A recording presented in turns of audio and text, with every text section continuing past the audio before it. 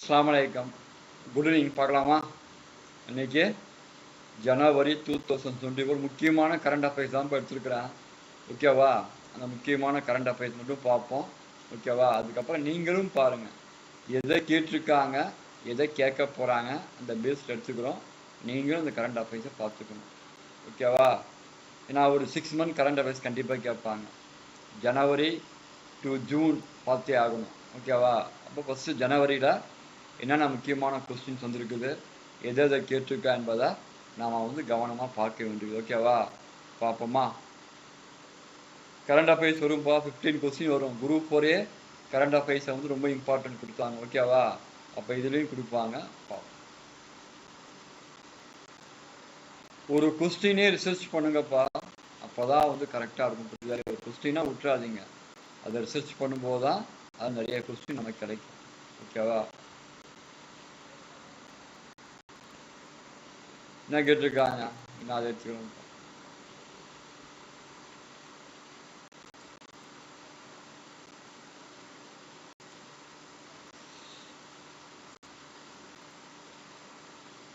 என்ன கேட்டிருக்காங்கப்பா, வெயிட் பண்ண போறேன்.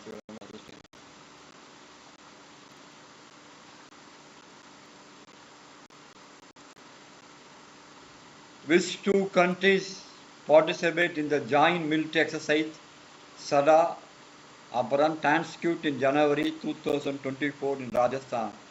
எந்த இரு நாடுகள் இந்த போர் பயிற்சி, நிறைய போர் பயிற்சி இருக்குப்பா. ஓகேவா? போர் பயிற்சிகள் நிறைய போர் பயிற்சி இருக்கு. ஓகேவா? அன்னைக்கு கூட மைத்திரி பார்த்தோம் மாதிரி, அன்னைக்கு கூட மைத்திரி போர் பயிற்சி பார்த்தோம். அந்த மாதிரி போர் பயிற்சி நிறைய போர் பயிற்சி இருக்குது. ஓகேவா? அதில் இது சடா 2024 ராஜஸ்தான் கரண்ட் அஃபேர்ஸ்லேயே கொடுத்துருக்குறோம். இந்த போர் பயிற்சி யார் யாருக்கும் சொல்லுங்க, நீ தான் சொல்லணும். Rajasthan sir. Option C sir.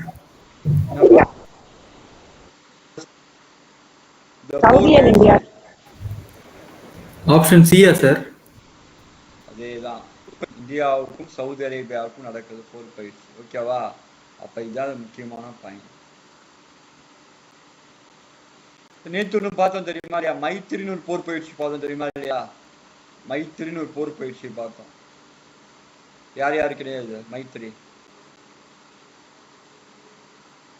மைத்திரின்னு ஒரு போர் பயிற்சி பார்த்தோம், புரியுதா இல்லையா? அந்த போர் பயிற்சி யார் யாருக்கும் இடையே என்னையா சிந்திக்கிறீங்க?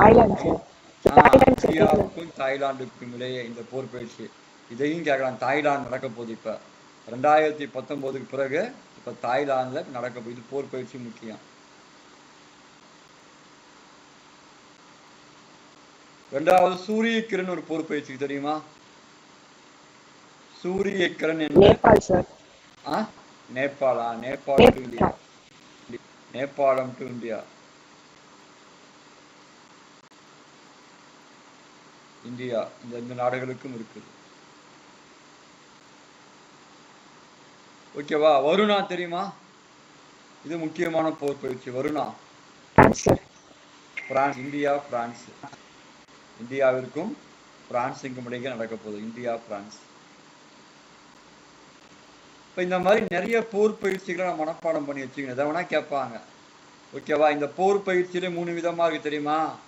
தரைப்படை ராணுவ போர் பயிற்சி தனியா இருக்கு, ராணுவம் தனியா இருக்குது, கப்பல் அது தனியா இருக்குது. ஓகேவா? அதுக்கப்புறம் விமானப்படை. வருணானா விமானப்படை பயிற்சி, புரியுதானீங்களா? அப்போ ஒவ்வொன்றையும் பார்க்கணும்.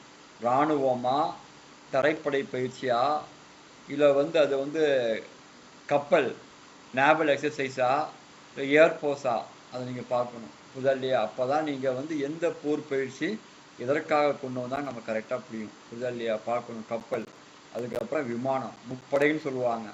முப்படைகளின் தளபதி யாரு? நித்யா, இந்தியாவோட முப்படைகளுடைய தளபதி யாரு? யார் சொல்லுங்க? கமாண்டரா யாரு? முப்படைகளுடைய கமாண்டர் யாரு? யாரு? இல்ல கான்ஸ்டிடியூஷன் பிரகாரம் யாரு முப்படைகள் தளபதி? பிரசிடென்ட் தானே சார்? குடியரசுத் தலைவர் தான் முப்படைகளுக்கு தளபதியா இருப்பார். ஆஸ் பர் த கான்ஸ்டிடியூஷன் குடியரசுத் தலைவர் தான் முப்படைகளுக்கு தலைவராக இருப்பார். டக்குன்னு நோட்ஸ் எழுதிட்டு டக்குன்னு வாங்க அடுத்த கொஸ்டின் போகணும். டக்குன்னு எழுதுங்க. சதா டிரான்ஸ்கிரிப்ட் எக்ஸசைஸ் 2024 போட்டு இந்தியாவும் சவுதி அரேபியாவுமா, அதுக்கப்புறமேட்டுக்கு மைத்திரி போர் பயிற்சி இந்தியா தாய்லாந்து, வருணா வந்து நான் உங்களுக்கு பிரான்ஸு, ஓகேவா, பிரான்ஸ் இந்தியா, ஓகேவா. அதே மாதிரி நிறைய போர் பயிற்சி, நான் சும்மா இதை வந்து முக்கியமான மட்டும் சொல்கிறேன், ஓகேவா. மைத்திரிலாம் கேட்பாங்க, இந்த வருஷம் ஆரம்பிச்சிருக்குது மைத்திரி 2019 அப்புறம். சூரிய கிரண் பழமையான போர் பயிற்சி நமக்கும் நேபாளத்துக்கும். இப்போ எல்லாமே கேட்பாங்க, கரெக்டாக நோட் பண்ணுங்க. கரெக்டாக நோட் பண்ணுங்கப்பா. அடுத்தது போகலாம்ப்பா. டக்குன்னு போனால் தான் கொஸ்டின்ஸாவது பார்க்க முடியும், கொஞ்சம் கொஸ்டின்ஸாவது பார்க்க முடியும்.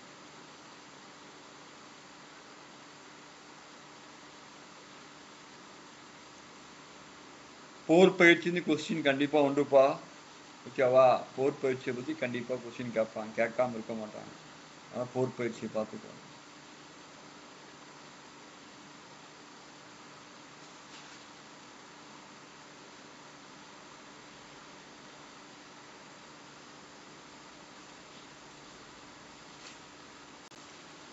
போர் பயிற்சிகள் முக்கியம், எல்லா போர் பயிற்சிகள் முக்கியமானதுப்பா. மைத்திரியெல்லாம் முக்கியம். இதை கேட்டு எங்கே நடக்குதுன்னு கேட்பாங்க, அந்த பிளேஸு. இப்போ இந்த மைத்திரி போர் பயிற்சி தாய்லாந்தே நடக்குது, புரிதல் இல்லையா.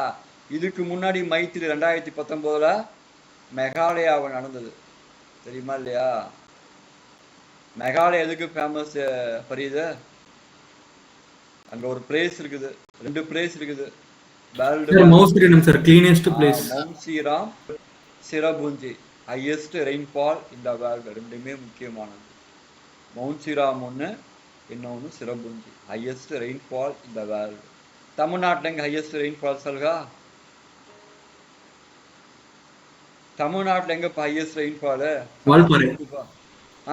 வால்பாறை, சின்ன கல்லானா, இதுல சின்ன கல்லாறு வால்பாறை. தமிழ்நாட்டில் அதிக மழை பெய்யும்.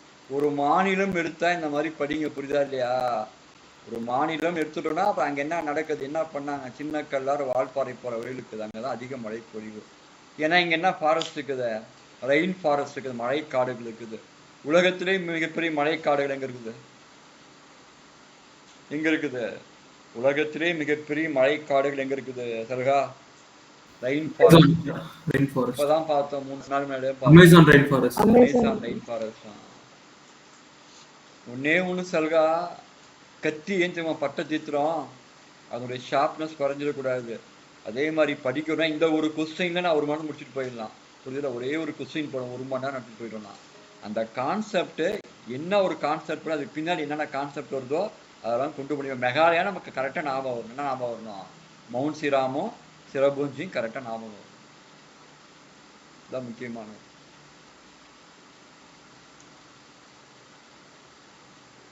எழுதியாச்சா? புரியலப்பா. நீங்களும் சரி, நான் ஒரு கொஸ்டின் நடத்தணும் தெரியுமா சிவில் சர்வீஸ்க்கு, அது இன்னும் பாக்கி இருக்குது. அதில் ஒரு 6 கொஸ்டின் 1/2 மணி நேரம் ஆகிடும். அந்த மாதிரி கொஸ்டின் எடுத்து அனாலிசிஸ் பண்ணுங்க, புரியுதா.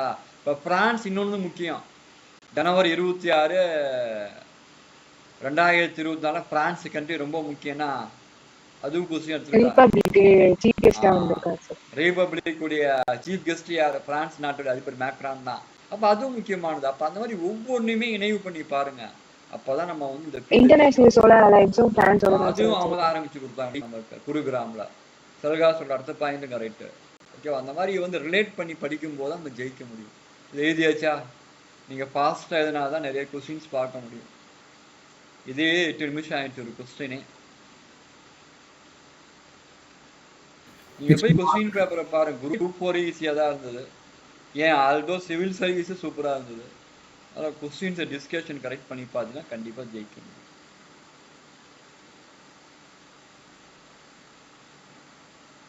நெக்ஸ்ட் போலாம் சார். போலாமா? டக்குன்னு எழுதிக்கோங்க. இது காப்பி பண்ணி போறீங்களா? Yes sir.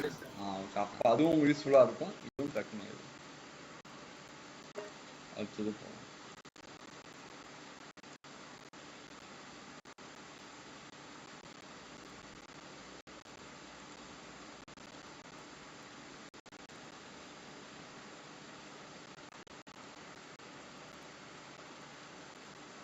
இதாம தெரியுது நீ இனிஷியேட் பண்ணவனே.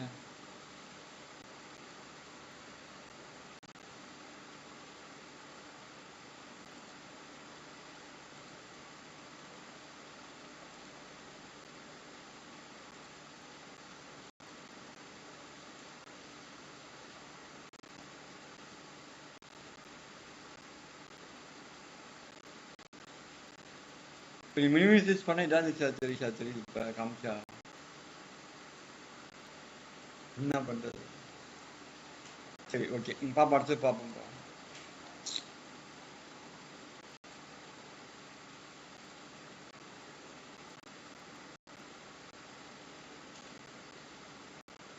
அடுத்து பார்ப்போம்.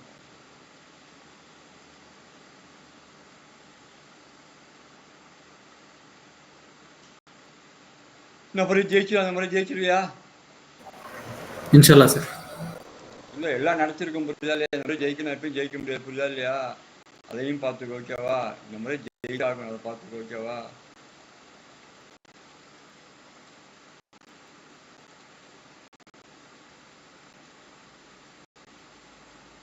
அதனால வந்து ஒவ்வொரு கொஸ்டின் ரொம்ப இம்பார்ட்டன்ட்பா, புரியுதுல்ல?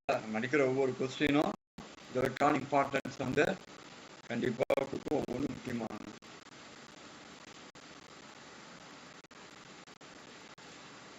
என்ன சொல்றியா? நீ படிச்சிட்டியா ஃபுல்லா? ஒரு கொஸ்டின் பார்த்துட்டியா? கொஸ்டின் பார்த்துருக்கியான்னு கேட்குறேன். ஒவ்வொன்றும் பார்த்துக்கோ. இந்த முறை ஜெயிச்சு ஆகணும், அதற்கான கான்செப்டை கொண்டு வா, ஓகேவா? அதான் முக்கியமானது.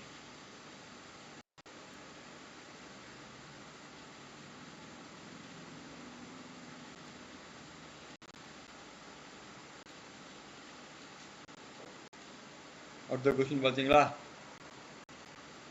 வந்துருச்சா? Which is the longest bridge? ஓகேவா? லாங்கஸ்ட் பிரிட்ஜ் எதா இருக்குது? Option B sir. Longest bridge எது? அவன் சொல்ற மாதிரி ஆப்ஷன் பி கண்டிப்பா கேட்பாங்க, ஓகேவா? எது? அடல் பிகாரி வாஜ்பாய் சேவரி நவசேனா. எங்க இருக்கு தெரியும்? நவசேனா எங்க இருக்கு தெரியுமா? போட்டு எங்க இருக்குது? நவசேனா வந்து ஒரு சேட்டலைட் போட்டு எங்க இருக்கு? செயற்கைக்கோளார். செயற்கைக்கோளார் உருவாக்கப்பட்ட போட்டு, அதுவும் தெரிஞ்சுக்கோங்க. நவசேனா என்பது ஃபர்ஸ்ட் சேட்டலைட் போட்டு. நவசேனா புதிய படை மாதிரி, சேனானா படை. நவசேனா என்பது எங்க மும்பையில் இருக்கக்கூடிய முதல் செயற்கைக்கோள் துறைமுகம். கட்டுப்பாடை செயற்கைக்கோள் தான் முதல் செயற்கைக்கோள் துறைமுகம். அதுவும் முக்கியம், செயற்கைக்கோள் துறைமுகமா மாறும், ஓகேவா? இப்ப இந்த மத்த பிரிட்ஜை பாருங்க. ராஜீவ் காந்தி சேது எங்க இருக்குது? மத்த பிரிட்ஜ், இந்திரா காந்தி பிரிட்ஜ்னா பாம்பன் பாலம் தானே? இந்திரா காந்தி பிரிட்ஜ் பாம்பன் பாலமா? ராஜீவ் காந்தி சேது எங்க இருக்குது? இது எங்கம்மா இருக்குது? ராஜீவ் காந்தி சேது எங்க இருக்குது? இந்திரா காந்தி பிரிட்ஜ் எங்க இருக்குது? சர்தார் படேல் கிராசிங் எங்க இருக்குது? மூணுமே நீ தெரிஞ்சுக்கணும். எங்க இருக்குது ராஜீவ் காந்தி சேது? எங்க இருக்குது? ராஜீவ் காந்தி வந்து ராஜீவ் காந்தி சேதுனா பிரிட்ஜ் எங்க இருக்கு? ராஜீவ் காந்தி சேது எங்க இருக்கு? மும்பைல சார். ராஜீவ் காந்தி மும்பைல இருக்குது. இந்திரா காந்தி பாம்பன் பாலமா? பாம்பன் பாலத்துக்கு இந்திரா காந்தி பாலம் தான் பேரு. அங்க ஒரு நோட்டீஸ் கொடுப்பாங்க, தெரியுமா இல்லையா? உள்ள என்ட்ரன்ஸ் கொடுப்பாங்க, அதுக்கும் இந்த பேர் தான் வச்சிருப்பாங்க, இந்திரா காந்தி தான் பேர் வச்சிருப்பாங்க. அதுவும் தெரிஞ்சுக்கோங்க. பாம்பன் பாலம் என்ன மாவட்டம்பா? இந்த மாவட்டம் ராமேஸ்வரம் சார். ராமேஸ்வரம் தானே சார்? ராம்நாடு. ராமேஸ்வரமே ராம்நாடு தான். ராமநாதபுரம் மாவட்டத்துல என்ன இருக்குது? பாம்பன் பாலம், ராமேஸ்வரம். நிறைய தீவுகள் வந்து இருக்கிறதும் ராம்நாடு தான். நல்ல தனி தீவுகள், நிறைய தீவுகள் இருக்கும். தீவுகளும் ராம்நாடு தான். தீவுகளும் ராமநாதபுரம் தான், ராம்நாடு தான். இந்திரா காந்தி எங்க பாருக்குது?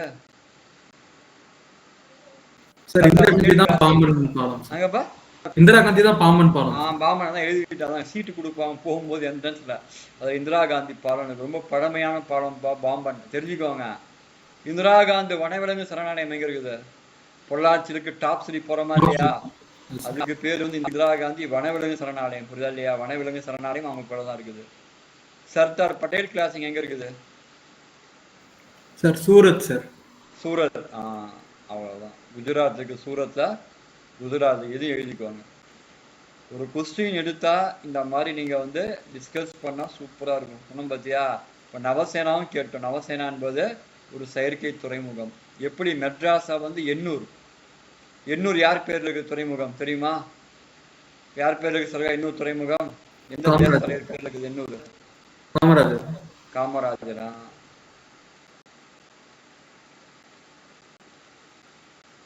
தூத்துக்குடி வஉசி பேர்ல தூத்துக்குடி இருக்குது. ஓகேவா? வஉசி பேர்ல இருக்குது. எழுதிக்கோ, சீக்கிரம் எழுதுங்கப்பா. லாங்கஸ்ட் பிரிட்ஜ், இந்தியாவுடைய நீளமான பாலம் வந்து அடல் பிகாரி வாஜ்பாய் செவரி நவசேனா. தெரியும், உங்களுக்கு பார்த்தாலே தெரியும், நெட்ல போட்டு பாருங்க, கனெக்ட் பண்ணும். இதா இல்லையா?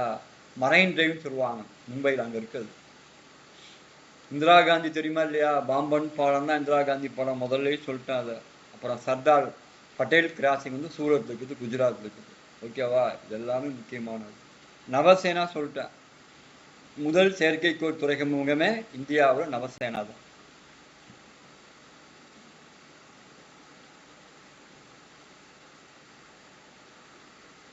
கரெக்டா எழுதுங்கப்பா. ஒரு பிரிட்ஜு தான், எவ்வளோ இன்ஃபர்மேஷனுக்கு பார்த்தியா? ஒரு சாதாரண எது லாங்கஸ்ட் பிரிட்ஜுன்னு கேட்குறோம், அதில் எவ்வளோ இன்ஃபர்மேஷனுக்கு பார்த்தியா? அதே மாதிரி எந்த மாநிலத்திலும் இல்லாத ஒரு ஸ்பெஷல் என்ன இருக்குது? 3 பெரிய துறைமுகங்களை கொண்ட மாநிலம் இந்தியா. 3 மேஜர் இருக்கு, புரியுதா இல்லையா? அந்த துறைமுகங்கள் இந்தியாவில் இருக்கு. 3 மிகப்பெரிய துறைமுகங்கள் இருக்கக்கூடிய மாநிலமா தமிழ்நாடு இருக்குது. எண்ணூர், தூத்துக்குடி, சென்னை.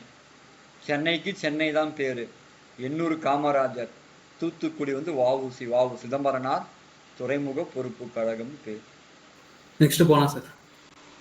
போலாமாமா? நித்யா சல்கா போலாமா? டக்கு டக்கு நோட்ஸ் எழுதுங்க, கவனி. ரெண்டும் பண்ணால் நிறைய கொஸ்டின்ஸ் பார்க்க முடியும். ஓகேவா? ரெண்டுத்தையும் பாருங்க.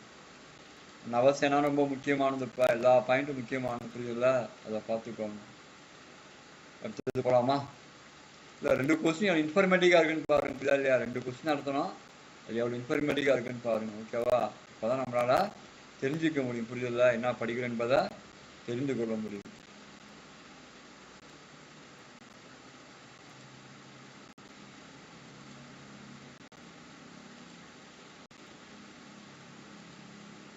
தெரிஞ்சு கொள்ள முடியாது, புரியுதா இல்லையா? என்ன படிக்கிறேன் என்பதை நம்ம கொஸ்டினை டிஸ்கஸ் பண்ணும்போது தான் நமக்கான இதை வந்து கொடுப்பாங்க, தெரிஞ்சு கொள்ள முடியாது.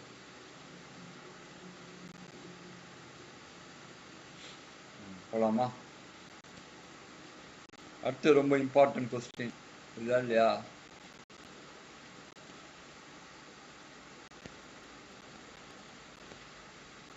Super question. அடுத்தது கண்டிப்பா இதை வந்து கேட்கறதுக்கான வாய்ப்பு ரொம்ப அதிகம்.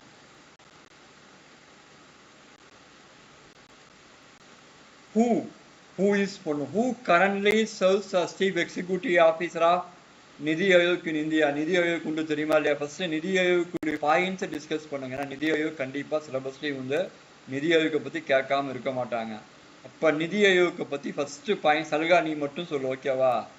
நிதி ஆயோக் என்பது எதனுடைய மாற்று வடிவம், எதனுடைய பாடி, எதனுடைய டிரான்ஸ்ஃபார்ம் பாடி? நிதி ஆயோக் பிளானிங் கமிஷன். பொறுமையா சொல்லுங்கப்பா, நீ சொல்லணும் சல்கா. திட்ட ஆணையம், அதனுடைய மாற்று வடிவம் தான் எது? எதுப்பா? நிதி ஆயோக். ஓகேவா? இந்த நிதி ஆயோக் எப்ப ஆரம்பிக்கப்பட்டது? எப்ப சல்கா? நிதி ஆயோக் இன்னைக்கு தொடங்கினாங்க 2015 ஜனவரி 1, 2015 தொடங்கினாங்க. இதனுடைய தலைவர் யாரு? நிதி ஆயோக்குடைய தலைவர் யாருப்பா? சேர்பர்சன் யாரு? தலைவர் வந்து பிரதமர். இது முக்கியமான நோக்கம் என்ன? இது ஒரு இம்பார்ட்டன்ட் பாடி. இது ஸ்டாட்யூட்டரி பாடியா இல்ல கான்ஸ்டிடியூஷனல் பாடியா? ரெண்டுமே கிடையாது. இது வந்து ஒரு நிர்வாக அமைப்பு, நிர்வாக ரீதியாக தொடங்கப்பட்ட எக்ஸிக்யூட்டிவ் பாடி, நிர்வாக அமைப்பால் ஏற்படுத்தப்பட்டது. நல்லா அழகா அடுத்த கொஸ்டின் பதில் சொன்னேன். நிர்வாக அமைப்பு இது, ஓகேவா? அதன் மூலயமா ஏற்படுத்தியிருக்காங்க. ஓகேவா? இப்ப இதுக்கு ஒரு வைஸ் பிரசிடன்ட் இருப்பார். இப்ப யாரு? துணைத் தலைவர் இருப்பாரு.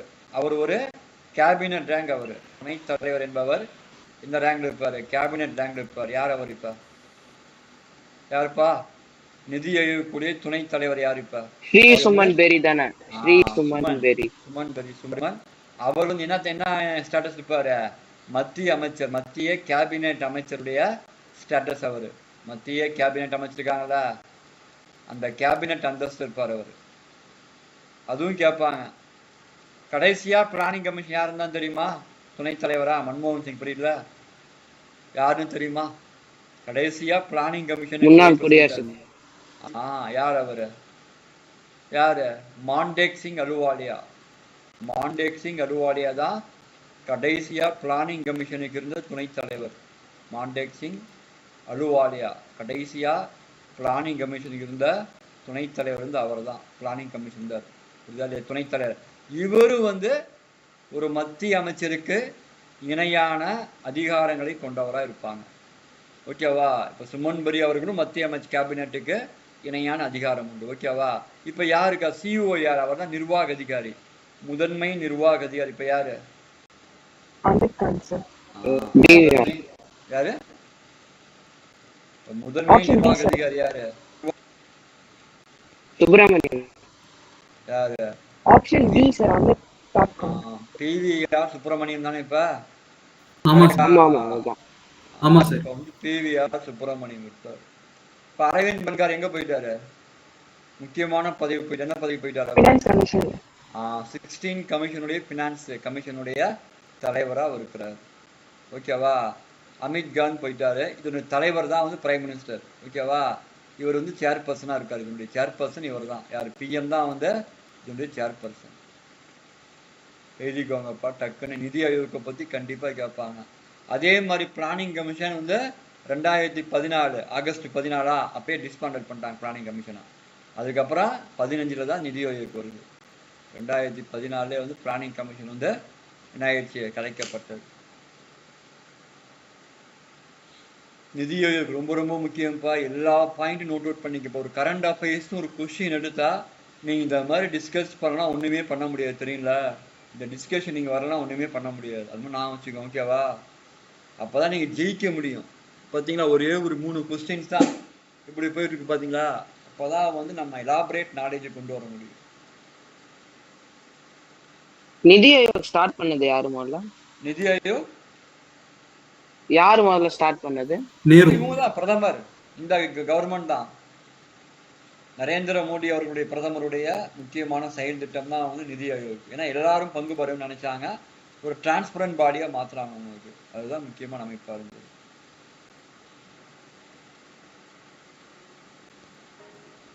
நெக்ஸ்ட் போலாம் சார். நெக்ஸ்ட் போலாமாப்பா? சுமன் பெரிலாம் முக்கியமா கேட்பாங்கப்பா. இது வந்து ஒரு கொஸ்டின் வராம கண்டிப்பா இருக்காது. சொன்ன பார்த்தியா போன முறை இதுல கொஸ்டின் கேட்பாங்க. இது கொஸ்டின் வராம கண்டிப்பா இருக்காது. கொஸ்டின் கண்டிப்பா கேட்பாங்க.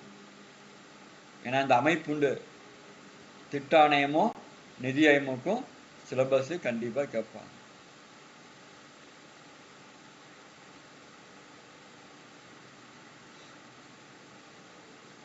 அதே மாதிரி மாண்டேக் சிங் அலுவாலியோட கேட்கலாம். அவர் தான் கடைசியா பிளானிங் கமிஷனுடைய டெப்டி சேர்பர்சன். சேர்பர்சனா இந்த யாருன்னு கேட்டா பிரதமர். ஓகேவா? அதுவும் கேட்பாங்க. போலாமா?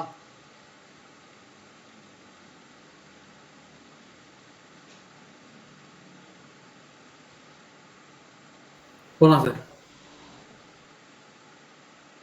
முக்கியமான கொஸ்டின் பார்த்தாச்சு.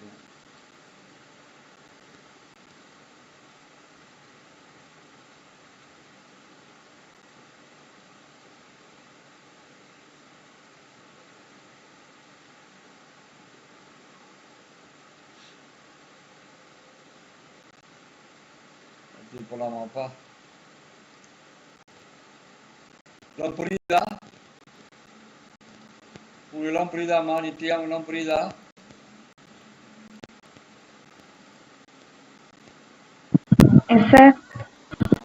புரியலாம் கேளுங்க. முக்கியமா அதான். புரியுதா இல்லையா? புரியாம வந்துடாதீங்க. புரியுற மாதிரியே போயிடாதீங்க. ஒவ்வொரு கொஸ்டின் இம்பார்ட்டன்ட். புரியுதா இல்லையா? நீங்க கேட்டாதான் பதில நாங்க கொடுக்க முடியும். கேட்காம ஒண்ணும் பண்ண முடியாது. புரியுதா? கேட்கதான் பதில நாங்க கொடுக்க முடியும்.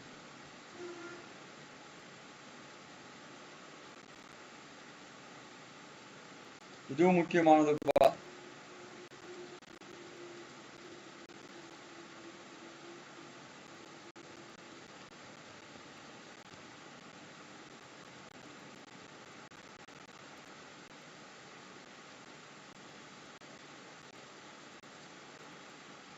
Where did Wings India 2024 event hold in January 2024?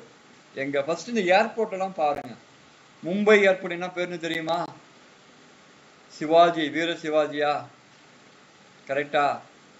வீர சிவாஜி ஏர்போர்ட்னு பேரு. இப்ப பேகம்பட் ஏர்போர்ட் என்ன பேர் தெரியுமா? இந்த ஏர்போர்ட் யாருடைய தலைவர் பேர் இருக்குது? ஹைதராபாத் ஏர்போர்ட் எந்த தலைவர் பேர் இருக்குன்னு தெரியுமா? ராஜீவ் காந்தியா? கரெக்டாப்பா? ஹைதராபாத் ஏர்போர்ட் ராஜீவ் காந்தி பேர் இருக்குதா?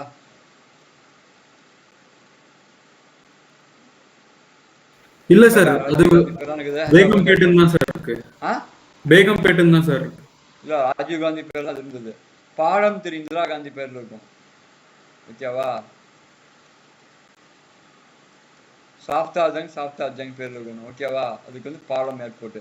இப்ப 2024 விங்ஸ் ஏர்போர்ட் எங்க நடந்தது? எங்கப்பா நடந்தது? ஹைதராபாத். ஹைதராபாத். பேகம்பேட் ஏர்போர்ட் ஹைதராபாத். ஓகேவா? அதான் முக்கியமானது. இப்ப ஏர்போர்ட்ஸை வந்து டெவலப் பண்ணது ஒரு பிளான் இருக்கு தெரியுமா? திட்டம். விமான நிலையங்கள் விரிவாக்கம். சேலம் ஏர்போர்ட் அதுதான் வந்து சொல்லியிருக்கிறேன். விமான நிலைய மேம்பாட்டு திட்டத்துக்கு பேர் என்ன? மத்திய அரசு கொண்டு வந்தது. Udan sir. Udan. Very good. மேம்பாட்டு திட்டத்துக்கு பேர் உடான்.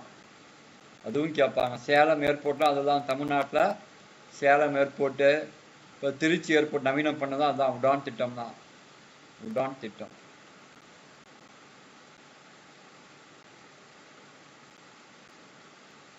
அதுதான் ஏர்போர்ட்லாம் வந்தது. ஓகேவா? உடான் திட்டம். சேலம் ஏர்போர்ட்டை கொண்டு வந்து அந்த திட்டம் தான். மத்திய அரசினுடைய விமான நிலைய மேம்பாட்டு திட்டங்கள். உடான் வந்து முக்கியமான திட்டம் அது. ஓகேவா? அதுவும் தெரிஞ்சுக்கணும். உடான் திட்டம் தான் இதை மேம்படுத்தினுச்சு.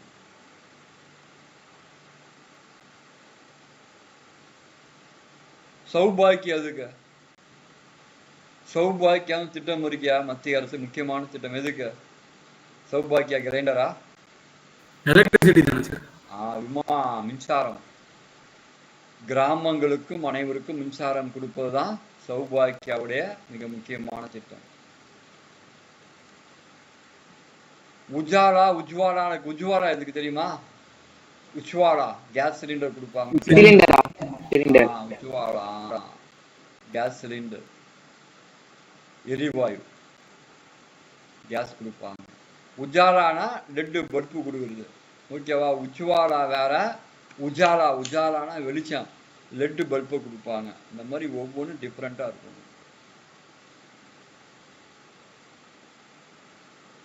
இந்த மாதிரி நீங்க படிக்கணும்பா. எடுத்தது அதே மாதிரி அம்பேத்கர் பேர்ல எங்க இருக்கு ஏர்போர்ட்? அம்பேத்கர் பேர்ல ஒரு ஏர்போர்ட் எங்க இருக்குது தெரியுமா? எத்தனை முறை சொல்லிருக்கிறோம். நாக்பூர் சார், மகாராஷ்டிரா. வீர் சவர்கார் பேர் எங்க இருக்குது? போர்ட் பிளாயர்ல இருக்குது. இல்லையா? அந்த மாதிரி ஏர்போர்ட்டுடைய பேர்லாம் பார்க்கணும். லால் பகதூர் சாஸ்திரி ஏர்போர்ட் எங்க இருக்குது? அமைதியின் சின்னம், ஜெய் ஜவான் ஜெய் கிசான் சொன்னாரு. வாரணாசி. யாருடைய தொகுதி அது? பிரதமருடைய தொகுதி. அந்த மாதிரி ஒவ்வொன்றும் ரிலேட் பண்ணி படிக்கிற தலைவர்களுடைய பேர் எங்க வச்சிருக்காங்க. புரியுதா இல்லையா? எழுதியாப்பா. நான் புரியுதா? நந்தினி, சுபாஷினிகளாம். அகமது புரியுதா? அகமது இருப்பாங்களே. இவ்வளவு விஷயத்தை டிஸ்கஸ் பண்ணான்னு பார்க்காதீங்க. அவர்கள்லாம் வந்து இதுல வந்து விதைகளாக இருந்தவங்க. புரியுதுல்ல? அதனால அவங்களால சொல்ல முடியுது. பரீத் கூட உங்களை மாதிரி தான் வந்தான். புரியுதுல்ல? அதற்கு பிறகு என்னன்னா படிக்க கட்டணை தூரும் மணற்கேணி அந்த மாதிரி மாறிட்டா. அதனால நீங்க ஒன்றும் டிப்ரெஸ் ஆகணும். ஓகே, அவங்க சொல்றாங்கன்னு சொல்லி நாமளும் நாளைக்கு அவங்கள மாதிரி ஆகலாம். எப்போ ஆகலாம்? படிச்சே ஆகலாம். போலாமா? நிறைய கொஸ்டின் இருக்கு அதுல. அப்பா இப்படி ஸ்ட்ரக்கா இன்னது லேப்டாப்பே அவர் கொஸ்டின் நான் நோட் பண்ண உடனே சூப்பரா இருக்கு டிஸ்கஷன். கொஸ்டினா கொடுத்துருந்தா கூட வேஸ்ட் தான். நான் ஒரு கொஸ்டினுக்கு 10 விதமான ஆங்கிள்ஸ் பார்க்குறோம் நம்ம. ஓகேவா? வியூ பாயிண்ட்ஸ், ஆங்கிள்ஸ் வெவ்வேறு விதமா இருக்குது. இதே மகிழ்ச்சி எனக்கு. போலாமா? அடுத்தது எழுதிக்கோங்க. போலாம் சார். சௌபாக்கியா வந்து மின்சாரம், உஜ்வாலா வந்து எரிவாயு சிலிண்டர் கொடுக்கிறது ஏழைகளுக்கானது. உஜாலா என்பது லெட் லைட் கொடுப்பாங்க, லெட் தெரியுமா, எல்இடி லெட் அதை கொடுப்பாங்க.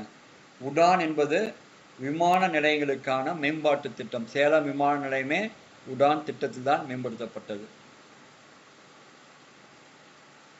எல்லா பாயிண்டும் முக்கியம்பா. போலாமா?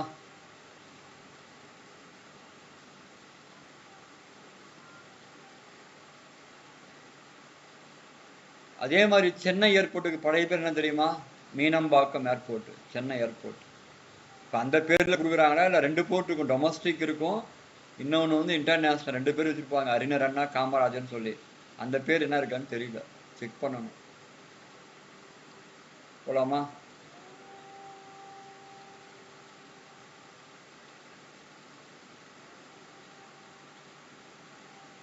என்ன புரியுது? போலாமா? போலாம் சார். நான் ஒரு கொஸ்டின்ஸை கொஞ்சமாக டிஸ்கஸ் பண்ணால் நல்லா இருக்கும், புரியுதா இல்லையா? கொஸ்டின் டிஸ்கஸ் பண்ணி முடிக்கணுமா இல்லையா?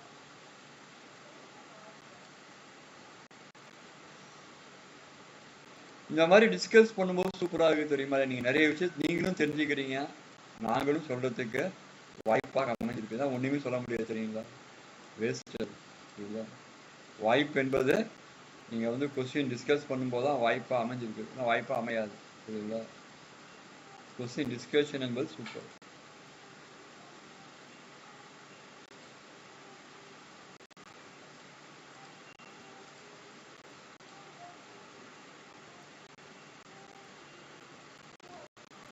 கேட்டால் பார்த்தீங்களா, கேட்டிருக்காங்க கேலோ இந்தியாவா, ரொம்ப முக்கியமானதுப்பா. கேலோ இந்தியாவுடைய யூத் கேம்ஸ் எங்கே நடந்ததுன்னு கேட்குறாங்க. எங்கப்பா நடந்தது? நடத்திருக்கிறோம், தமிழ்நாடு சார். 2024 தமிழ்நாடா? 2024 கண்டிப்பாக இந்த கொஸ்டின் உண்டு. ஃபர்ஸ்ட் மகாராஷ்டிரா வருதுல பதக்கமான பட்டியல, நிறைய அவங்க தான் சார் வாங்கினாங்க. பதக்க செக் பண்ணிக்கோங்க, பதக்க பட்டியல் யார் ஃபர்ஸ்ட்னு கேட்பாங்க. 2024 மெடல் டேலி பதக்க பட்டியலில் வந்து எந்த மாநிலம் வந்து முன்ன வரும்னு கேட்பாங்க. மாநிலம் 2வது தமிழ்நாடு நினைக்கிறேன், அது கண்டிப்பாக கேட்பாங்க. தமிழ்நாடு நடந்ததுக்கு புரியுதா இல்லையா? தமிழ்நாடு மாநிலத்தில். அதே மாதிரி இங்கே சதுரங்க போட்டி நடந்த மாமல்லபுரத்தில் தெரியுங்களா, அதுவும் கேட்பாங்க. சதுரங்க போட்டி வந்து மாமல்லபுரத்தில் நடந்தது. நான் கரண்ட் அஃபேர்ஸ் பேக்கில் போனாலும் போவாங்க, சொல்ல முடியாது. அதுவும் செஸ் டோர்னமெண்ட் வந்து மாமல்லபுரத்தில் நடந்தது. அதே மாதிரி 2024 ஒலிம்பிக் எங்கே நடக்குது? பாரிஸில் நடக்குது, அதுவும் கேட்பாங்க. ஒலிம்பிக் வந்து பாரிஸ் நடக்குது. 32வதா 33வதா ஒலிம்பிக்கு? 33 நினைக்கிறேன். 33. பாரிஸ் 33வது ஒலிம்பிக் வந்து பாரிஸ் நடக்குது. இது எங்கப்பா? பதக்கப்பட்டியல் மாநிலம் எது? ஃபர்ஸ்ட் தமிழ்நாடு எந்த இடம்? ஃபர்ஸ்ட் எந்த இடம்? தமிழ்நாடு கண்டிப்பாக கேட்பாங்க.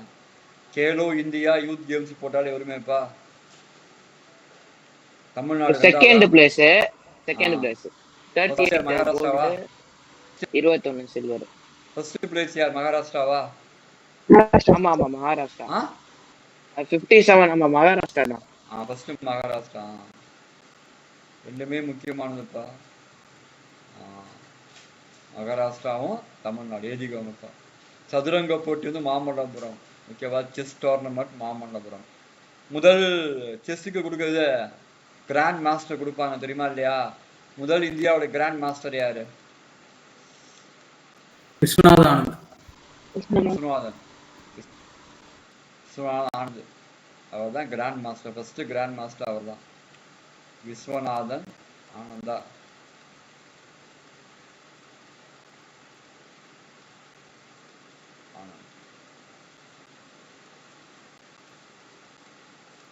அவர் தான் ஃபர்ஸ்ட் ராஜீவ் காந்தி கேல் ரத்னா வாங்கினார். ராஜீவ் காந்தி கேல் ரத்னா விருது இருக்கு பத்தியா, இப்ப தயான் சந்த் மாத்திட்டாங்க, அதையும் அவர் தான் முதல்ல வாங்கினார்.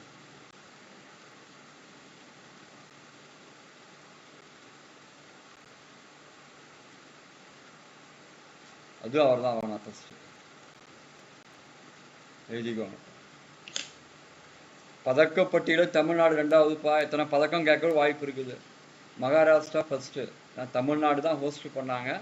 தமிழ்நாடு செகண்ட் பிளேஸ்ல வருது. அதையும் கேட்பாங்க. அதையும் கரெக்டா எழுதிக்குவோம்.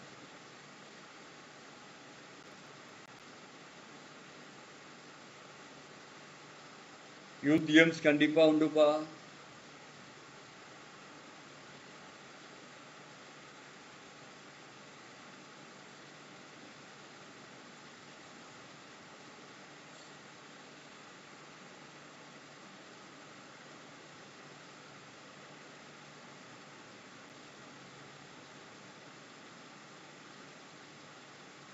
கரெக்டாக எழுதுங்கப்பா. இல்லை இதில் என்ன தெரியுமா, ஒரு கொஸ்டின் தான், ஆனால் நிறைய டிஸ்கஷன் இருக்குது. ஓகேவா? ஒலிம்பிக்கும் கேட்பாங்க பாரிஸில். லாஸ்ட் ஒலிம்பிக் ஜப்பானா டோக்கியோவா சொல்லுங்க 2020 கொரோனா பீரியட்ல, அதுவும் கேட்பாங்க. டோக்கியோ தான் 2020 ஒலிம்பிக்ல, அதுவும் கேட்பாங்க. ஜப்பான் டோக்கியோ அதுவும் கேட்பாங்க. அடுத்தது எங்க 2028 அதுவும் கேட்பாங்க. லாஸ் ஏஞ்சல்ஸ் அதுவும் கேட்பாங்க. அமெரிக்கா. அதுக்கு அடுத்தது ஆஸ்திரேலியா சார். 4 வருஷம் உரிமை நடப்பான். அப்புறம் இந்தியாவில் ஒரு புரிதா இல்லையா, அதுவும் கேட்பாங்க. நடந்தது, நிகழ்காலம், எதிர்காலம், இறந்த காலம் அல்லது கடந்த காலம், 3த்தையும் பார்க்கணும் ஒலிம்பிக்ல. ஓகேவா? ஜப்பான் டோக்கியோ, இப்போ லாஸ் ஏஞ்சல்ஸ் நடக்க போகுது. அடுத்தது இப்போ பாரிஸ் பிரான்ஸ் நடக்குது. ஓகேவா? அப்போ அப்படியும் பார்க்கணும்.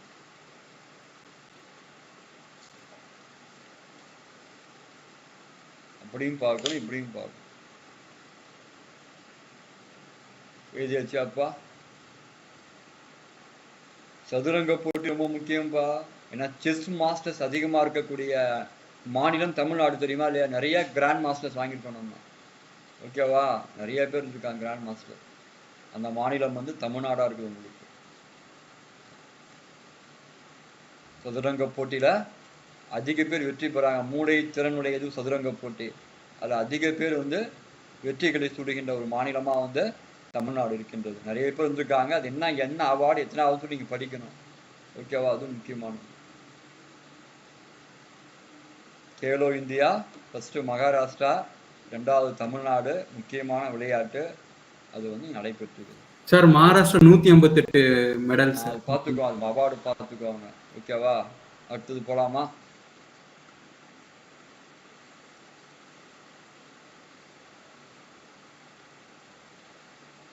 போலாமாப்பா?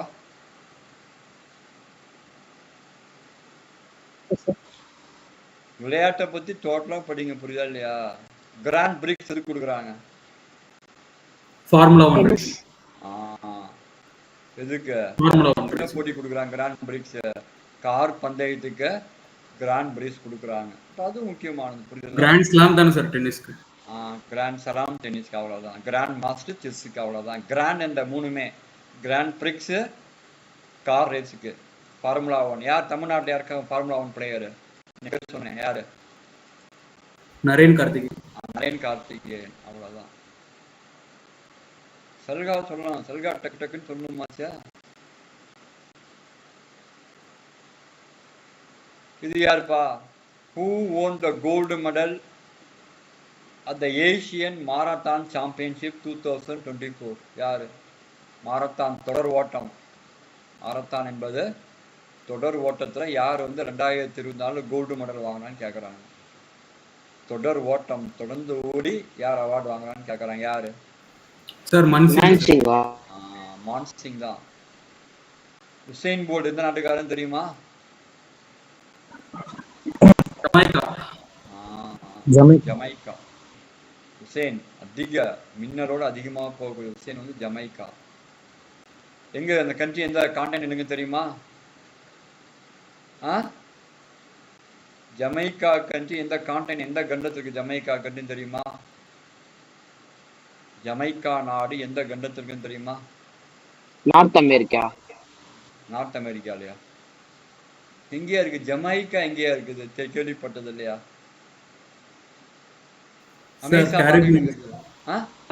Caribbean island sir. Caribbean island north America தான் சார். நார்த் நடுவில் வரும். கேரிபியன் தீவு நடுவில் வரும். 2த்துக்கு நடுவில் வரும். மாதிரி போவாங்க, ஜாயிண்ட் ஆகும். கேரிபியன் தீவு அங்க ஜாயிண்ட் ஆகும். ஓகேவா? தங்க மங்கை யாரு? இந்தியாவுக்கு அதிகமான தங்க மங்கை யாரு?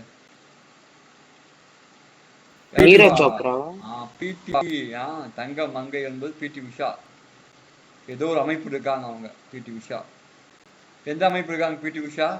ஏதோ ஒரு விளையாட்டு அமைப்பு, இதுல இப்ப தலைவரா இருக்காங்க அவங்க, பிடி உஷா. இவங்க தான் தங்க மங்கை. ஓகேவா? அதே மாதிரி சியோல்ல ஒலிம்பிக் நடந்தது, அது நம்ம 0 வாங்கணும் தங்கம். அதே பெரிய பேச்சு பொருளா இருந்தது. உலகத்துல 2வது மக்கள் தொகை கொண்ட அப்ப ஒரு நாடு எப்படி வந்து சியோல்ல வந்து 0 வாங்கலாம்னு சொன்னாங்க. சியோல் தெரியுமா இல்லையா? எதனுடைய தலைநகர் சியோல்? South Korea. தென்கொரியா. அந்த நாடு ஒலிம்பிக் எப்ப நடந்தது? ஒரு ஒலிம்பிக் போட்டி நடந்தது. அப்போ வந்து நம்ம வந்து 0 வாங்கணும். இந்தியாவுடைய பதக்கப்பட்டியல வந்து பதக்கமே இல்லை. அந்த ஒலிம்பிக்கு பிறகுதான் விளையாட்டு போட்டிகள்லாம் மேம்பட ஆரம்பிச்சது. புரியுதா இல்லையா?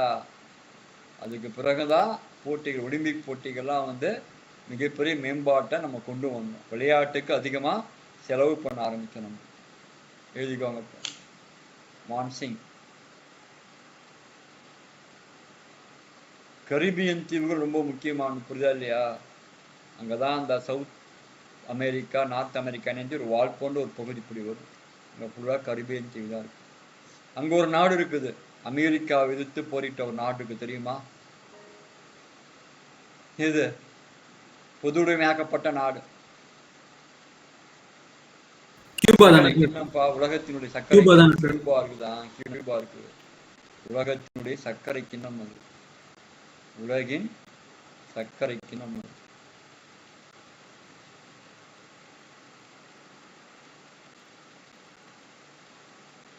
கம்யூனிஸ்ட் நாடு. பிடல் காஸ்ட்ரோ, அவர் தான் நாட்டினுடைய முக்கியமான தலைவர். கியூபாவுக்கு தலைநகர் தெரியுமா? கியூபாவுடைய தலைநகர் தெரியுமா? பொது உடைமை நாடு. அங்க கொரோனாவே பரவல. கொரோனா பரவனா கூட ஃபுல்லா ட்ரீட்மெண்டே ஃப்ரீ. பொது உடைமை நாடு. ஹவானா. ஹவானா வந்து அதனுடைய கேபிட்டல்.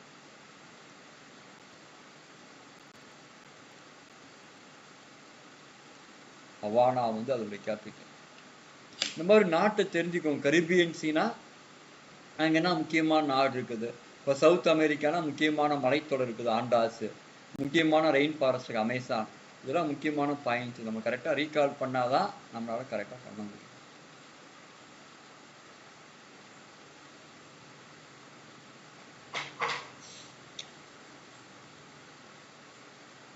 எழுதியாச்சாப்பா? இல்லை, ஒரு கொஸ்டின் பார்சல்கா.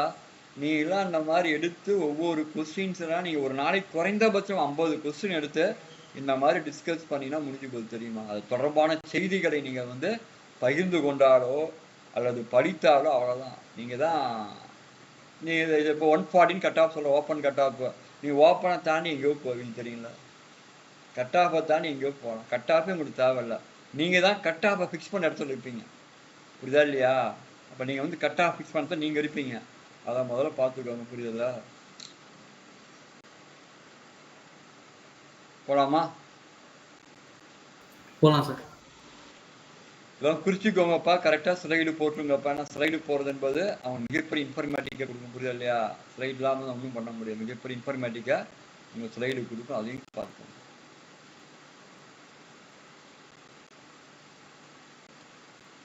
இப்போ பார்க்க போகிற ஒரு முக்கியமான பர்சனாலிட்டி. ஓகேவா? என்ன பண்ணான்னு பாருங்க.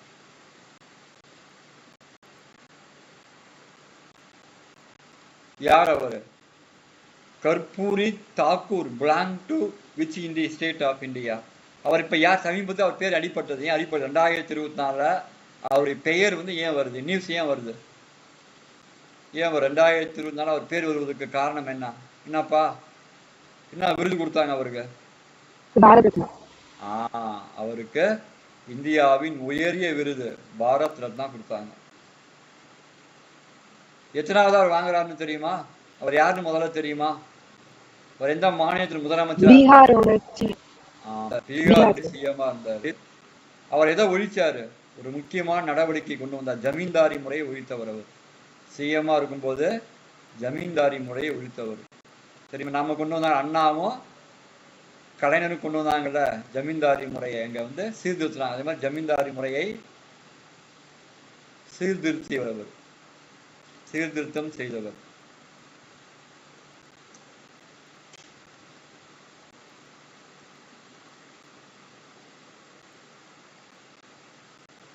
ஓகேவா? அவர் தான் பாரத் ரத்னா வாங்குறாரு. பாரத் ரத்னா முதல்ல வாங்கின 3 பேர் யாருன்னு தெரியுமா?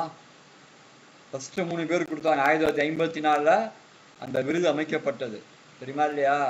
முதல்ல வந்து 3 பேர் வாங்கினாங்க அந்த விருதை. இந்த 3 பேர் யாரு? சிவி ராமன், ராஜாஜி ஃபர்ஸ்ட். ஓகேவா? ஃபர்ஸ்ட் ராஜாஜி. அதுக்கப்புறம் யாருக்கு? நீங்க சொன்ன சிவி ராமன், நோபல் பரிசு பெற்றவர். அதுக்கப்புறம் இந்தியாவுடைய முதல் குடியரசு துணைத் தலைவர் யாரா இருந்தா? ராதாகிருஷ்ணன். சர்வப்பள்ளி ராதாகிருஷ்ணன். இவங்க தான் ஃபர்ஸ்ட் வாங்கினவங்க. இவர் எத்தனாவது வாங்குறாரு? முதல் வாங்கின 3 பேர் இவங்க. இவர் எத்தனாவது ரிசிபென்ட்பா? கற்பூரி தாக்கூர் எத்தனாவதா வாங்குறாரு? எத்தனாவது பாரத் ரத்னா பெற்றவர் இவர்? அது கேட்பாங்கப்பா. பொருள் அதுல 23 மேல எவ்வளோ? எவ்வளோப்பா? கற்பூரி தாக்கூர் ரிசிபென்ட் பாரத் ரத்னா இன் இதுல வராரு அவரு 50 சில்லையா? இதுல வராரு.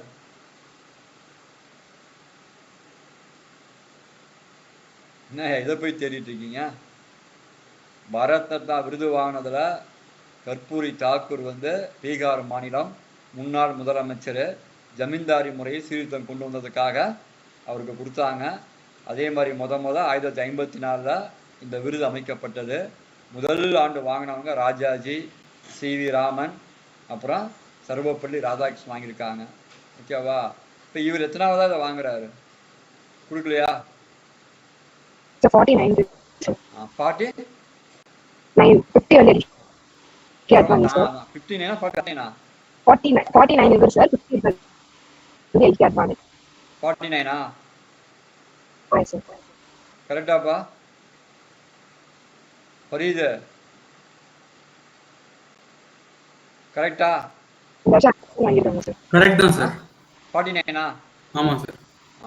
49வது நபர் இதை வாங்குறதுல அவர். அதையும் குறிச்சுக்கோ. நீ டிஸ்கஸ் பண்ணலாம் வெரி வெரி இம்பார்ட்டன்ட் கொஸ்டின்ஸ்பா.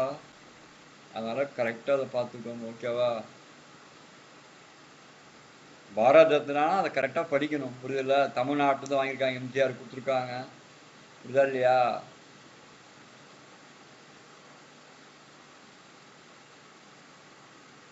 எழுதியாச்சா? கற்பூரி தாக்கூரை பற்றி கொஸ்டின் கண்டிப்பாக கேட்பாங்க. ஜமீன்தாரி முறையை ஒழித்தவர், பீகார் மாநிலத்தினுடைய முதலமைச்சராக இருந்தவர். ரெண்டுமே முக்கியமானவர்.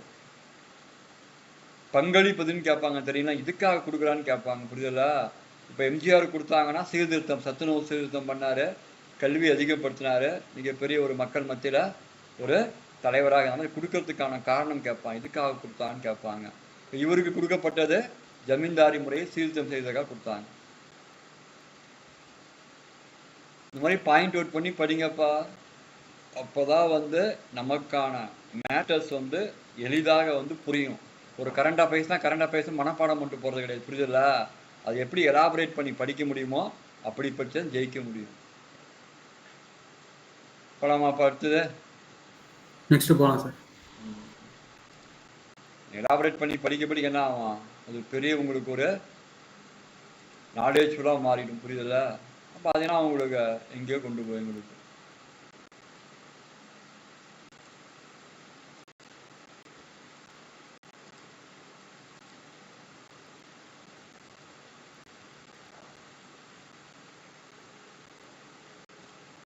What is the significance of Parakram Diwas? என்னப்பா? இந்த நாட்டினுடைய தேச விடுதலைக்காக பாடுபட்டவர், டெல்லி சலோன்னு சொன்னவர், give me blood I will give you freedom சொன்னவர் சார் நேதாஜி சார். நேதாஜி சுபாஷ் சந்திர போஸினுடைய தான் திவாஸ், பராக்கிரம் திவாஸ் சொல்றாங்க. இதுல அவரை பத்தி தெரியுமா? அவரை பத்தி சொல்லணும்னா இந்த கிளாஸ் அது அவர் சொன்ன ஸ்லோகன்ஸ் அது. அப்புறம் ஐஎன்ஏ ஆரம்பிச்சார் அவர். தெரியுமா இல்லையா? இந்திய நேஷனல் ஆர்மி ஆரம்பிச்சார். முக்கியமான பாயிண்ட் என்ன சொன்னார் அவர்? டெல்லி சலோன்னு சொன்னார். டெல்லிக்கு சென்று சொன்னார். ரத்தத்தை தாருங்கள், சுதந்திரம் தருகிறேன்னு சொன்னார். டெல்லிக்கு செல்லுன்னு சொன்னார். இவர் தான் 1938-39 ஐஎன்சியுடைய பிரசிடென்ட். காந்தியுடைய காங்கிரஸ் வேட்பாளர் சீதாராமையாவை தோற்கடித்தவர். புரியுதா இல்லையா? ஐஎன்சியுடைய பிரசிடென்ட். திட்ட ஆணையம் கொண்டு வந்தவர். ஐஎன்சியுடைய தலைவர். திட்ட ஆணையம் தெரியுமா இல்லையா? அப்போ திட்ட ஆணையம் நேரு கொண்டு வந்தார். பிளானிங் கமிட்டி, திட்டக்குழு அதை கொண்டு வந்தவர். அவர் கொண்டு வரும்போது காங்கிரசினுடைய தலைவராக இருந்தவர். ஓகேவா? ஐஎன்ஏ, இந்தியன் நேஷனல் ஆர்மி ஆரம்பித்தவர். ஓகேவா? முக்கியமானவர். ஜெய்ஹிந்த் கோஷம் கொடுத்தவர். இதெல்லாம் என்ன பண்ணுவான்? ஜெய்ஹிந்த் கோஷத்தை பிரபலப்படுத்தியவர். இதெல்லாம் வந்து சுபாஷ் சந்திர போஸ் சாரும். அவருடைய பர்த்டே தான் வந்து பராக்ராம் திவாஸ் சொல்கிறோம். அதே மாதிரி வந்து சர்வப்பள்ளி ராதாகிருஷ்ணன் பார்த்தோமா இல்லையா? அவருடைய பிறந்தநாள் என்னவா கொண்டாடப்படுகின்றது? September 5 teachers day sir. ஆசிரியர் தினமாக கொண்டாடப்படுகின்றது. இது ரொம்ப முக்கியம். நாட்கள் அவங்க என்ன சொல்றாங்க அது எல்லாமே முக்கியமானது. புரியுதுல்ல? ஃபர்ஸ்ட் ஐசிஎஸ் ஆஃபீஸர்ப்பா. சுபாஷ் சந்திர போஸ் ஒரு ஐசிஎஸ் ஆஃபீஸர். கட்டாக் நேட்டிவ் வந்து கட்டாக்லேருந்து அவர் போனார். சார் ஐசிஎஸ்னா என்ன சார்? Indian civil service. இப்போ ஐஏஎஸ் மாதிரி தான். இப்போ இந்தியன் சிவில், இப்போ இந்தியன் சிவில் சர்வீஸ் கீழே 26 கேட்டகரி இருக்குது. அப்போ இந்தியன் சிவில் சர்வீஸ் சொல்லுவாங்க. இந்தியன் சிவில் சர்வீஸ்க்குள்ள ஐஏஎஸ், ஐபிஎஸ், ஐஎஃப்எஸ் அந்த மாதிரி போதா இல்லையா? அப்போ வந்து ஐசிஎஸ்னா ஒரே தேர்வாக வச்சுருப்பாங்க. ஒரிசாவில் எந்த நதிப்பா? ஒரிசா வளமாக இருக்குது. புரியுது? மகாநதி. மகாநதி. அதன் குறுக்கே கட்டப்பட்டுள்ள அணை எது? மிகப்பெரிய அணை எது? எது சொல்றா? தாமோதர் தானே சார்? தாமோதர் இங்க வெஸ்ட் பெங்கால்ல போகுது. ஹீராகுட். ஹீராகுட் அணைக்கட்டு தான் மகாநதியின் குறுக்கே கட்டப்பட்டது. மகாநதி என்பது ஒரிசாவினுடைய வாழ்வாதார நதி. ஓகேவா? லைஃப் லைன் ரிவர்னு சொல்லுவாங்க. எப்படி தமிழ்நாட்டு காவேரியோ அதே மாதிரி லைஃப் லைன் ரிவர். கேரளாக்கு இது லைஃப் லைன் ரிவர். பார்த்தோமா இல்லையா? கரண்ட் அஃபேர்ஸ் இது பெரியாரா? போலாமா?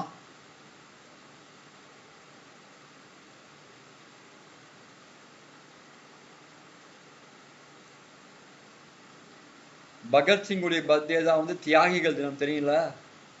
பகத்சிங் இன்குலாப் ஜிந்தாபாத். அவருடைய தினம் வந்து தியாகிகள் தினம். அவரு பகத்சிங்குடைய தினம். அவங்களாம் பத்திலாம் படிங்க. புரியுதா இல்லையா? ஒரு அற்புதமான ஒரு சப்ஜெக்ட் எடுத்தா இந்த மாதிரி பாருங்க. புரியுதா இல்லையா? மகாராணா பிரதாப் யாருன்னு பாருங்க. ஓகேவா? மகாத்மா காந்தியுடைய டெத் அனிவர்சரி கொண்டாடுறோம். அதுவும் தியாகிகள் தினமா இருக்கும். ஜனவரி 30 அதுவும் ஒன்று. அதெல்லாம் பாருங்க. ஒரு கொஸ்டின் பேப்பர் எடுத்தா அனாலிட்டிக்கல் இல்லாமல் ஒன்றும் பண்ண முடியாது. நீங்கள் அனாலிட்டிக்கல் பண்ணாதான் அதில் நிறைய விஷயங்கள் நீங்கள் வந்து கற்றுக்க முடியும். போலாமா?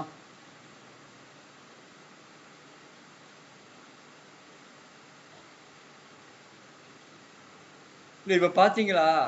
கரண்ட் அஃபேர்ஸ் தான் எவ்வளோ எலாபரேட் பண்ணுறோம் பார்த்தீங்களா? அந்த எலாபரேட்ஸ் தான் உங்களுக்கான நாலேஜை வந்து கேபபிளாக உங்களுக்கு கொடுக்கும். புரியுதுல்ல? ஏன்னா கேபபிள் ஆகாது. நீங்களும் எலாபரேட் பண்ணி படிக்கணும். அதுதான் முக்கியம். போலாம். அடுத்தது சுபாஷ் சந்திர போஸ்னா சிலபஸ்பா. வாவு சிதம்பரனார், சுபாஷ் சந்திர போஸ், மௌலானா அபுல் கலாம் ஆசாத், இவங்களாம் சிலபஸ். இவங்களை பற்றிலாம் நீங்கள் படிக்கணும். தலைவர்களை பற்றி சிலபஸில் கொடுத்துருப்பாங்க. நிறைய தலைவர்களை பற்றி. தாகூர் இவங்களாம் சிலபஸ் இருக்காங்க. அவங்கள பற்றிலாம் நீங்கள் படிக்கணும். போலாமாப்பா? போலாம் சார்.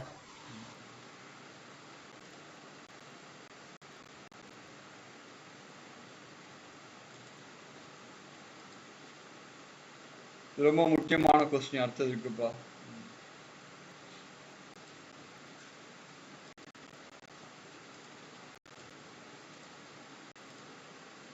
நேஷனல் கேர்ள் சைல்டு டே.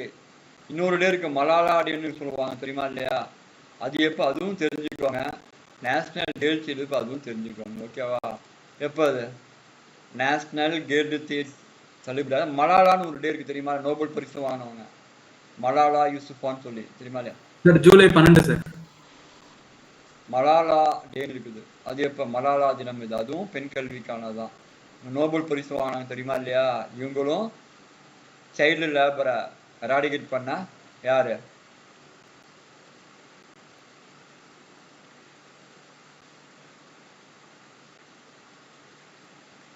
யாருப்பா சைல்டு லேபர் எராடிகேட் பண்ணவரு?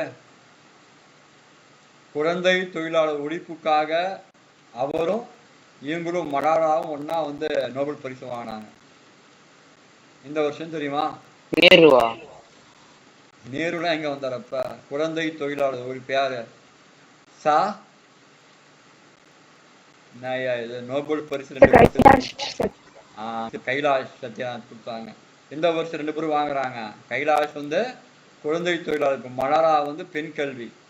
சார் 2014 வாங்குறாங்க. கொடுக்குறாங்க 2014 கொடுக்குறாங்க. 2 பேரும் சேர்த்து கொடுக்குறாங்க. இப்போ இதுக்கு என்ன ஆன்சரு? தேசிய கல்வி தினம், தேசிய பெண் குழந்தைக்கு தினமா? 24 ஜனவரி 24 தான் அதை கொண்டாடுறோம். மலாலா டே எதுன்னு தெரியுமா? ஜூலை 12. ஜூலை 12. மலாலா தினம் என்பது ஜூலை 12. அதுவும் முக்கியம். பெண் கல்விக்காக பாடுபட்டாங்க அவங்க. அது வந்து ஜூலை 12 மலாலா தினம்.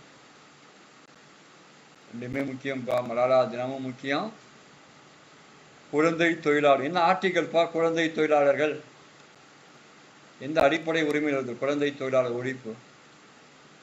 எந்த ஆர்டிகல்? ஏன் இவ்வளவு சிந்திக்கிறீங்க? சல்கா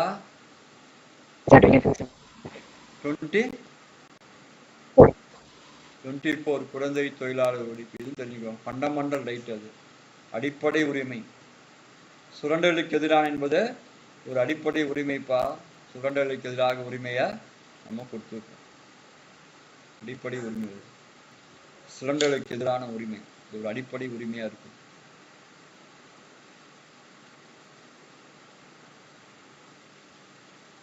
இப்போ ஒரு கொஸ்டின் பாத்தீங்களா?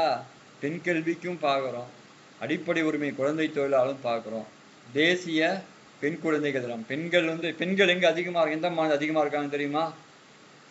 ரேஷியோ, செக்ஸ் ரேஷியோ, பாலின விகிதம் கேரளா அதிகம். எங்க குறைவு? நிறைய மாநிலங்கள் குறைவா இருக்காது. ஹரியானா குறைவா இருக்குது, சரிங்களா? கேரளா ரொம்ப அதிகமா இருக்கும், ஹரியானாலாம் ரொம்ப குறைவு. இந்த மாதிரி குறைவு எங்க, அதிகம் எங்கன்னு அது மாதிரி பெண் கல்வியில முன்னணி மாநிலம் தமிழ்நாடு, தெரியுங்களா? பெண் கல்விக்கான முன்னணி மாநிலங்கள்ல தமிழ்நாடு உண்டு. தமிழ்நாடு வந்து லீடிங் ஸ்டேட்டா இருக்குது பெண் கல்வியில. என்ரோல்மெண்ட் ரேஷியோவும் தமிழ்நாடு அதிகம். கேட்பாங்க யூனிக் ஃபீச்சர் ஆஃப் தமிழ்நாடுன்னு கேட்டா அது முக்கியமான பாயிண்ட். என்ரோல்மெண்ட் ரேஷியோ அதிகமா இருக்குங்க, ஓகேவா? அதுவும் அதிகமா இருக்கு, அதுவும் முக்கியமா.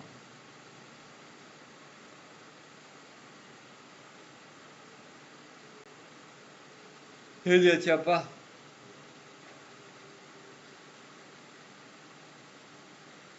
பத்து மணி வந்துருங்கப்பா. கரண்ட் அஃபேர்ஸ் பார்த்துட்டு தமிழ்நாடு அட்மினிஸ்ட்ரேஷன் பார்க்கலாம், ஓகேவா? அதே 1 மணி நேரம் ஆயிடுச்சு.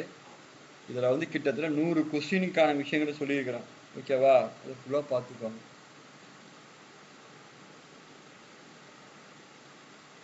கிட்டத்தட்ட ஒரு 100. அதே மாதிரி ரிலேட் பண்ணி நீங்களும் படிங்க. இப்போ நான் ரிலேட் பண்ணி சொல்கிறேன் பார்த்தியா? இப்போ இந்த ஒரு கொஸ்டினே நான் வந்து 1 மணி நேரம் நடத்தலாம், புரிதல? அந்த மாதிரி உங்களுக்கான நாலேஜஸும் டெவலப் பண்ணி பாருங்க. அப்போதான் வந்து அது உங்களுக்கான தேடுதலை அதிகப்படுத்தும். இந்த மாதிரி நீங்கள் படித்தா வந்து எல்லா கொஸ்டினையும் ஆன்சர் பண்ணலாம். மெமரி பேஸாக பண்ண இப்போ வந்து நேஷனல் கேர்ள்ஸ் சைல்டு அவ்வளோதான் 24 நேரம் போகக்கூடாது. அதுக்குள்ளே தொடர்புடைய ரிலேட் என்ன?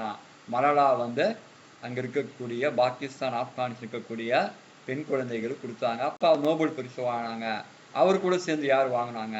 இந்த மாதிரி நீங்கள் ரிலேட் பண்ணி படிக்கும்போது உங்கள் நாலேஜ் வந்து எலாபரேட் ஆகும், சரிங்களா?